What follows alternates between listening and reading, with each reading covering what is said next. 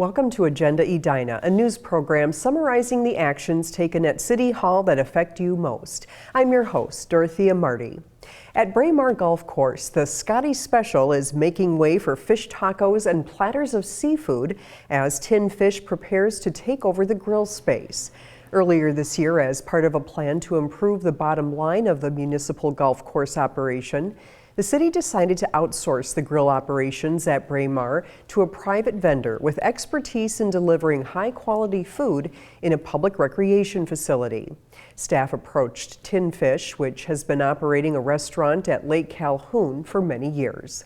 Well, the Tin Fish has a great following of customers, and hopefully they'll make their way here to Edina. We're truly excited about having that type of restaurant. It's a very well-known, established name in the area, and I think we're going to get a lot of foot traffic coming out here. People are going to come to the golf course just to eat instead of having to come out here to play golf and then just grab a hot dog when they're leaving. Last month, the City Council approved a 5-year lease with Tin Fish with 2 similar renewal periods. Rent will be based on 12% of gross sales, which is expected to net above $3,000 each month.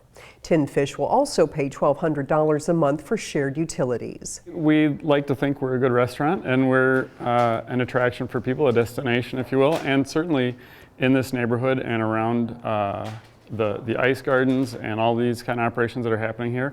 Everybody knows that when it's time for a break, you got to either drive to Eden Prairie Mall or France Avenue to get a bite to eat, and we're hoping to be an oasis in the middle of that expanse so that people will come here. The priests plan to keep the kitchen open year-round. Currently, the city closes the grill during the winter. The city will turn the space over to Tin Fish January 1st. The restaurateurs will rebuild the kitchen, and the city will remodel the adjoining public spaces.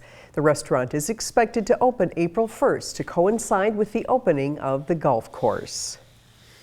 After Edina Police Department's K-9s have served their time and entered retirement, their handlers will now receive help to cover the costs of caring for the dogs.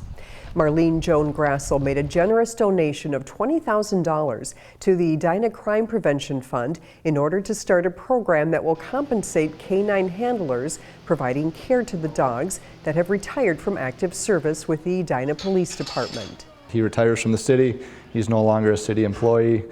He's now a family pet, and he's just one of the dogs that runs around in the backyard and plays. But in his retirement, there's a lot of upkeep with him because the older the dogs, the more bills, and it's just a great way for the to help us help the dog. Handlers can be compensated up to $2,000 annually for expenses such as food, veterinary services, grooming, and temporary kenneling services. The Edina Police Department currently has 2 K-9s on duty, Diesel and Blade. Although Blade has many years ahead of him before retirement, Diesel will retire at the end of the year. Diesel and I want to personally thank Mrs. Grassel for coming forward with a donation to start the K-9 Retirement Fund. Just hope that people support it through the years and it continues to be a great asset for this department. Anyone can contribute to the new K-9 Retirement Fund. If you would like to make a donation, please send a check payable to the Edina Crime Prevention Fund to Edina City Hall.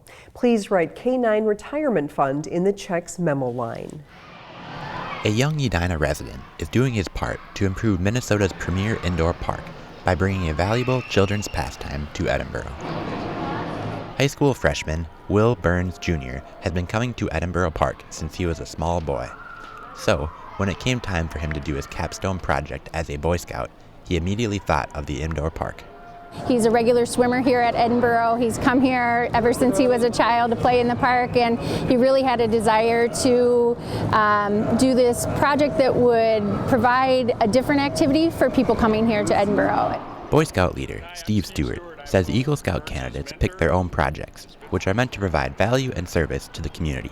Will came up with the idea of putting little libraries in the park. And Will has chosen a very good one here. I remember when he approached me on that this is perfect for this spot. He saw a need, he came up with a solution, and he has executed that solution. I was at my brother's hockey game waiting for him to finish, and I see all these just kids running around. And then I'm just thinking, what else could these kids be doing besides running around? It's like, oh, they could be reading, they could be enriching their rhetorical skills, because they develop between the ages of it's like 3 and 7.